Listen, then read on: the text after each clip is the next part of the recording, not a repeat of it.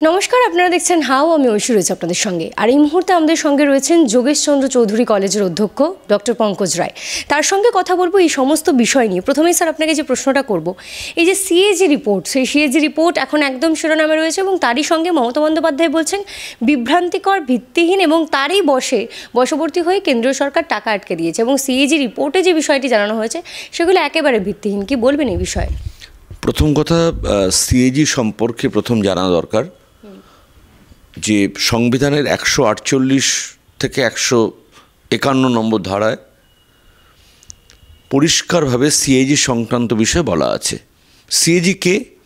একজন নিরপেক্ষ ব্যক্তি যাকে রাষ্ট্রপতি নিযুক্ত করেন। যে কয়েকটি পদকে নিযুক্ত করা হয় তার মধ্যে সিএজি অন্যতম।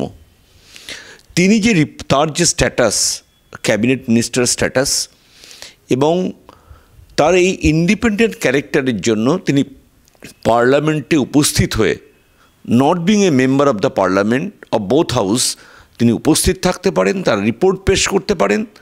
ট্রেজারি বেঞ্চ বা অপোনেন্ট বেঞ্চ থেকে তার সম্পর্কে কোনো প্রশ্ন তোলা যায় না। আমি আবারও বলছি, কোনো প্রশ্ন তোলা যায় না, কারণ তার নিরপেক্ষতাকে চ্যালেঞ্জ করা হচ্ছে, সংবিধানকে চ্যালেঞ্জ করা হচ্ছে। ওনার সাংবিধানিক যে ধারণা বা ধাঁচা ভারতবর্ষের, সেটাকে উনি বিশ্বাস করেন না। তার অনেক অনেক উদাহরণ আছে, এটাও তার।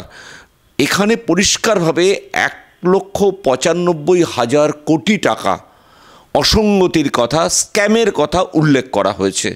এমবেজলমেন্ট অর্থাৎ তছরূপ এর কথা উল্লেখ করা হয়েছে। তার 3টে মূল দপ্তর। প্রথম হচ্ছে পঞ্চায়েত, সেখানে প্রায় 30,693 কোটি টাকা। স্কুল শিক্ষা, সেখানে 30,856 কোটি টাকা। এবং সর্বোপরি পঞ্চায়েত এবং গ্রাম উন্নয়ন, সেখানে 81,839 কোটি টাকার অসঙ্গতির কথা বলা হয়েছে। টাকা দেওয়া হচ্ছে না 100 দিনের কাজে, এটাও একটা অভিযোগ।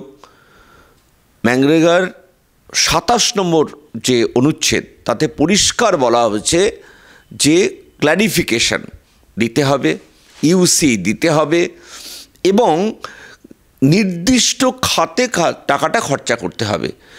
পশ্চিমবঙ্গে যখন তারা বিভিন্ন পর্যটক দল, কেন্দ্রীয় দল এসছেন, 3টে জেলা, 3বার তারা এসছেন, তাদের একটা জিনিস তারা লক্ষ্য করেছেন যে কাটা পুকুর আগেই কাটা ছিল, সেটা এই খাতে ঢুকিয়ে দেওয়া হয়েছে। কিন্তু সেই পর্যবেক্ষক দল তো কোনো রকম বলা যেতে পারে যে এফআইআর বা গ্রাউন্ড রিপোর্ট কিছুই তো করে যায়নি। তারা তো বলছেন যে অভিযোগ রয়েছে, অভিযোগ যদি থাকে তাহলে সেটা দাখিল করা হয়নি। ইডি আক্রান্ত হলে হাইকোর্ট, ইডির সমন, সব কিছুকে অগ্রাহ্য করা হচ্ছে। এই রাজ্যে কোনো কি আইন শৃঙ্খলা করে বস্তুত আছে বলে আপনার মনে হয়? এটা তো একদম মানে বলা যেতে পারে ললেসনেসের চূড়ান্ত পর্যায়ে। আপনি বলুন তো, রাজ্যের মুখ্যমন্ত্রী কখন ধর্ণা দিচ্ছেন? যখন মাধ্যমিক পরীক্ষা চলছে। মাধ্যমিক পরীক্ষার সময় মাইক বাজানো বা সভা সমিতি করা নিষিদ্ধ, তাহলে করছেন কেন? তিনি এটা কলকাতার বুকে এটা করে কি উদাহরণ দিচ্ছেন, কি ইনস্ট্যান্স তিনি? আসলে উনি ভারতবর্ষের সংবিধানকে মানেন না। যেমন রামলালা সম্পর্কে উনি মন্তব্য করেছেন, সর্বোচ্চ আদালতের রায়ে মন্দির প্রতিষ্ঠা হয়েছে। উনি সেই দিন সম্প্রীতি মিছিল বা যাই করুন না কেন, তিনি সাংবিধানিক যে সর্বোচ্চ আদালতের রায়, তার যে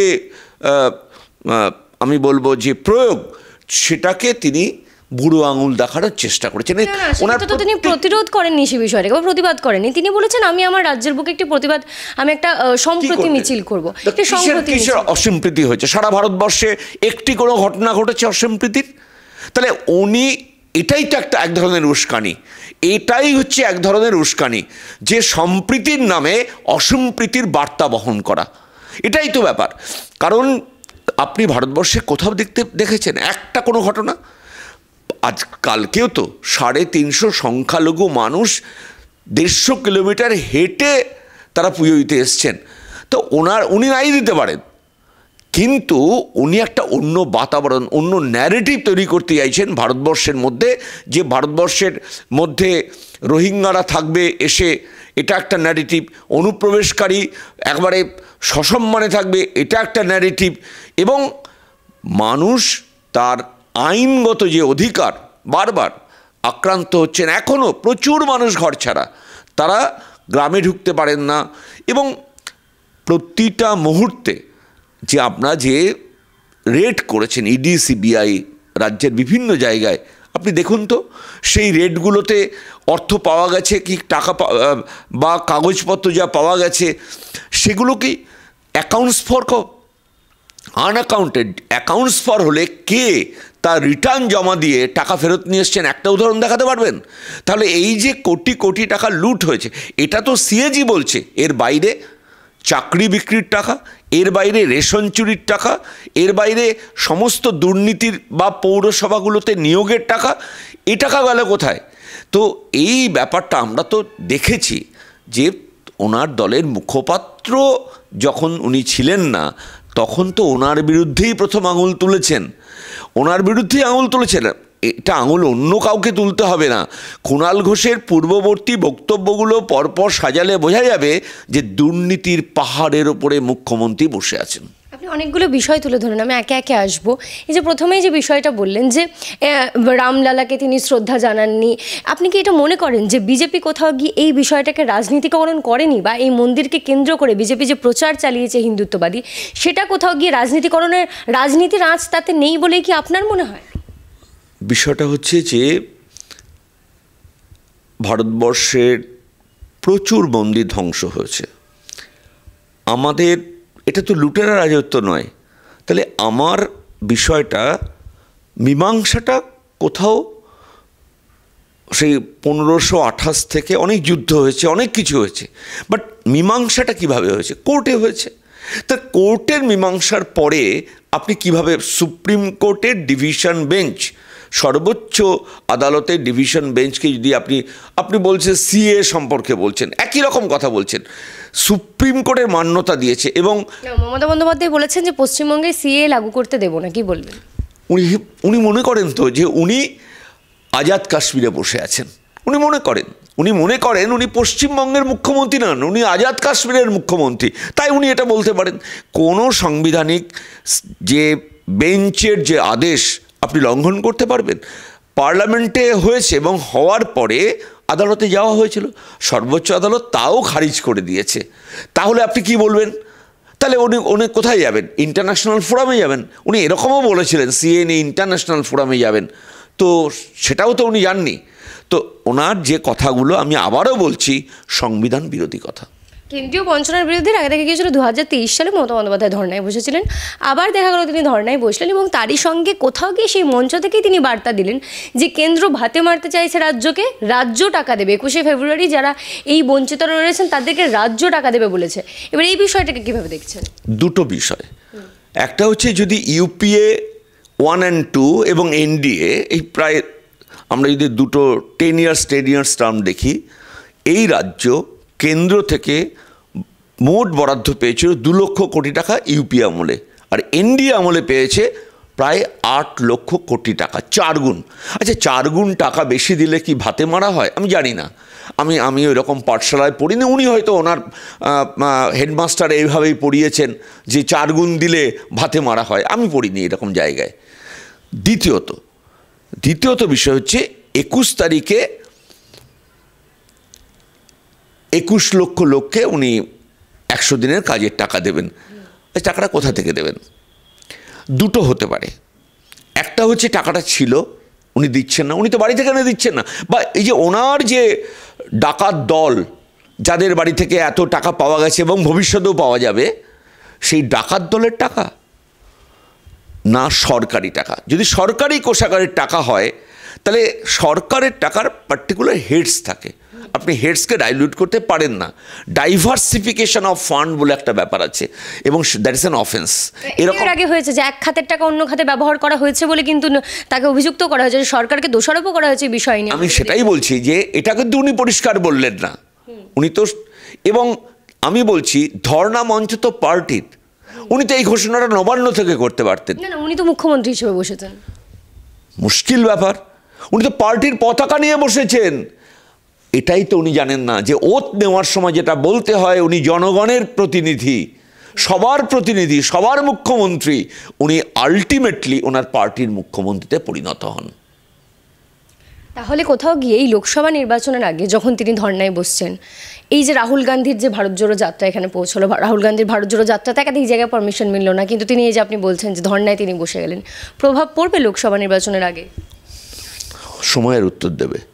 তবে মানুষ যদি ভোট দিতে পারে, কারণ যতই কেন্দ্রীয় বাহিনী যাই হোক না কেন, সবাই গ্রামের মানুষ বলে যে সূর্যাস্তের পরে আইনের শাসনটা কোথায় পৌঁছয় পশ্চিমবাংলার মানুষ জানে। এবং আমরা পঞ্চায়েতের পরে দেখেছি, লুট দেখেছি, মৃত্যু মিছিল দেখেছি।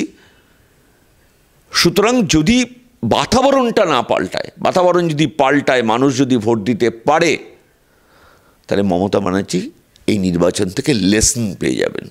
আর এই যে দেখা গেল যে রাহুল গান্ধী যাত্রা করলেন এবং ভারত জোড়ো যাত্রা পশ্চিমবঙ্গের বুক দিয়ে গেল, সেই পশ্চিমবঙ্গের বুক দিয়ে যখন রাহুল গান্ধীর যাত্রা যাচ্ছে, ভারত জোড়ো যাত্রা, সেটা কোথাও গিয়ে লোকসভা নির্বাচনে প্রভাব পেল বলে মনে হয়? দেখুন, প্রথম কথা হচ্ছে এই যে ইন্ডি জোটের তিনি তো বলছেন আমি একাই 100, এবং উনি এটা বলতে অভ্যস্ত সবসময়। উনি যখন সৌমেন মিত্রর কাছে হারেন তখন হচ্ছে খুব সেটা খারাপ কাজ হয়েছে, ওনাকে অন্যায় করে হারানো হয়েছে। আবার যখন উনি সৌমেন মিত্রকে দলে নেন সেটা খুব ভালো করেন। আবার সৌমেন মিত্র যখন বেরিয়ে যান তখন খারাপ করেন। ওনার ব্যাকরণ বা ওনার যে মূল্যবোধ, সেটার সঙ্গে আমরা একমত হতে পারি না বলেই ওনার বিরোধিতা করি। শেখ শাহজাহান, তাকে নিয়ে এত চাঞ্চল্য ছড়িয়েছে, শিরোনামে বারংবার আসছেন উঠে, শেখ শাহজাহানকে ধরা যাচ্ছে না। অন্যদিকে দেখা যাচ্ছে যে মমতা বন্দ্যোপাধ্যায় হোক বা অন্যান্য যারা দলের নেতারা রয়েছেন, তাদের কণ্ঠে বারংবার এই শেখ শাহজাহানকে নিয়ে সুনাম, অনুব্রতকে নিয়ে সুনাম, এই সমস্ত বিষয়টাকে নিয়ে কী বলবেন? তার মানে কি, এগুলো অনুপ্রেরণা, এগুলো সুনাম নয়, এগুলো হচ্ছে অনুপ্রেরণা, ইন্সপিরেশন থেকেই তো এই রকম তাণ্ডব করা যায়। ইন্সপিরেশন থেকেই তো কর্তব্যরত সরকারি কর্মচারীকে ফিজিক্যালি অ্যাসল্ট করার পরেও পালিয়ে বেড়ানো যায়। এটাই তো আইনের একদম বলা যেতে পারে ললেসনেসের একটা উদাহরণ। অর্থাৎ তিনি যে ওত নিয়েছেন সংবিধান অনুসারে, আমি সংবিধান মেনে চলব, সবাইকে সুশাসন দেব, তিনি তা না করে দুর্বৃত্তের ত্রাতা হিসাবে উনি নিজেকে প্রতিষ্ঠিত করতে পারছেন। কোথাও গিয়ে তখন কেন্দ্রীয় এজেন্সির ওপর দায়ভার রয়েছে শেখ শাহজাহানকে খোঁজার, তারাও তো কোথাও গিয়ে অপারগ হয়ে যাচ্ছে। দেখুন, ultimately law and order state affairs, ED এবং সিবিআই খুঁজছে বারবার। দেখুন, ওরা বলছে চুরি করার পরে বলছে আমাকে ধরো, আমাকে চোর প্রমাণ করো। তাহলে তুমি সহযোগিতা না করে একবার কোর্টে যাচ্ছ রাজ্যের টাকা খরচা করে, একবার ডিভিশন বেঞ্চে যাচ্ছ, একবার সুপ্রিম কোর্টে যাচ্ছ, এবং বিভিন্ন জায়গায় বিভিন্ন রকম হলফনামা দিচ্ছ। আমরা যে ওথ কমিশনের কাছে যে হলফনামাটা দেয় রাজ্য, স্কুল শিক্ষা নিয়ে আমরা দেখেছি বিপরীত হলফনামা দেওয়া হচ্ছে। কিন্তু কোথাও গিয়ে তো এই তো ইডি সিবিআই এদের তো কনভিকশন রেট নিয়ে প্রশ্ন, এই যে আমিও এটাই প্রশ্নটা জিজ্ঞেস করছি। এই ডিলে প্রসেসের জন্য রাজ্য দায়ী, রাজ্য করাচ্ছেন। কারণ তার যে বড় বড় চোর, যারা এই চোরের কিছু তারা ক্যাবিনেট বলা যেতে পারে হাফ ক্যাবিনেট জেলে আছে, ফুল ক্যাবিনেট যাতে না যায় তার জন্য এই চেষ্টা, আর কিছু না। কিন্তু কোথাও গিয়ে ইডি সিবিআইয়ের যে কার্যক্ষমতা, সেটাও তো দীর্ঘসূত্রিতার পথে অগ্রসর হচ্ছে। কারণ এই যে দেখা যাচ্ছে যে ইডি সিবিআই এতদিন ধরে তদন্ত করছে, আপনি দেখুন নিয়োগ দুর্নীতি হোক, রেশন বন্টন দুর্নীতি হোক, সব জায়গায় কিন্তু উচ্চ আদালত ভরসা রেখেছে কেন্দ্রীয় তদন্তকারী সংস্থার উপর। তারা কিন্তু রাজ্য সরকারকে বা রাজ্য পুলিশকে কিন্তু হস্তক্ষেপ করতে দেয়নি। তাহলে সেক্ষেত্রে কেন্দ্রীয় যারা বাহিনী রয়েছে, কেন্দ্রীয় যারা এজেন্সি রয়েছে, তাদের উপর যখন দায়ভার, তাহলে তাদেরও তো দায় বর্তায় যে তাড়াতাড়ি যত দ্রুত সম্ভব। মন্ত্রীর বাড়িতে যখন আক্রান্ত হয়েছে শেখ শাহজাহানের কাছে, অন্য মন্ত্রীর বাড়িতে যখন রেড হচ্ছে, তখন কেন্দ্রীয় বাহিনী ওখানে অঞ্চলটায় ছিল, তখন বলল আইন ভেঙে দেওয়া হয়েছে, এখানে রুট মার্চ কেন হয়েছে। অর্থাৎ লোকাল পুলিশের কিন্তু সহযোগিতা প্রয়োজন। নির্বাচন কাজ করছে বলে আপনার মনে হয়? দেখুন, সেটা ইডি সিবিআই বলবে, তার এজেন্সি প্রত্যেকটা দপ্তর না, খুশি অখুশির বিষয় নয়।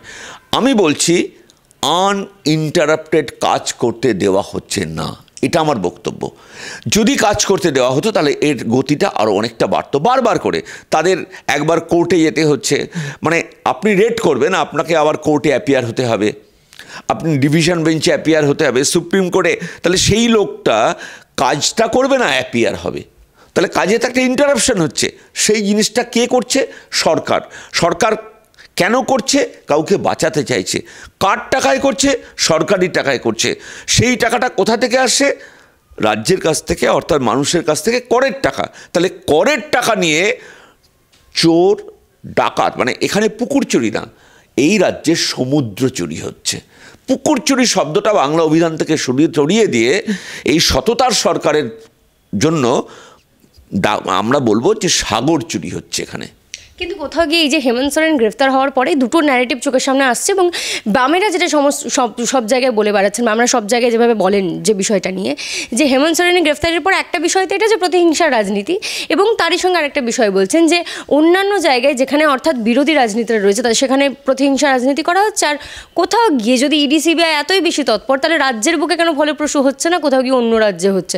কি বলবেন? কোথাও গিয়ে বলছে বীজের মূল তত্ত্ব, বিজেপির সঙ্গে মমতা বন্দ্যোপাধ্যায়ের সেটিং রয়েছে বলে মমতা বন্দ্যোপাধ্যায়কে অ্যাকিউজ করা সত্ত্বেও, মানে অর্থাৎ তৃণমূল কংগ্রেসকে অ্যাকিউজ করা সত্ত্বেও ইডি সিবিআই অ্যাকশন নিচ্ছে না। দেখুন, হেমন্ত সোরেনকে যখন গ্রেপ্তার করা হয়েছে তার আগে 9 বার নোটিশ পাঠানো হয়েছে, 9 টাইমস। মানে আমরা মনে হয় আলটিমেটাম মানে থার্ডটাই হয়, তাহলে 3 টাইমস আলটিমেটাম দেওয়া হয়েছে তাকে। তারপরে অ্যারেস্ট করা ছাড়া ইডির কাছে কোনো রাস্তা খোলা ছিল না। এবং এমন অনেক রাজ্যে, এমন অনেক, হয়তো বিজেপির বিধায়কও আছে, তাকে ইডি চেস করেছে, তাকে ছাড়েনি, ছাড়ার প্রশ্ন নেই। কিন্তু আমার কথা হচ্ছে এরা চোর ডাকাত নয়, খুব ভালো মানুষ, তাই ইডি সিবিআই বাড়িতে আসছে, এরকম কি কোনো ব্যাপার?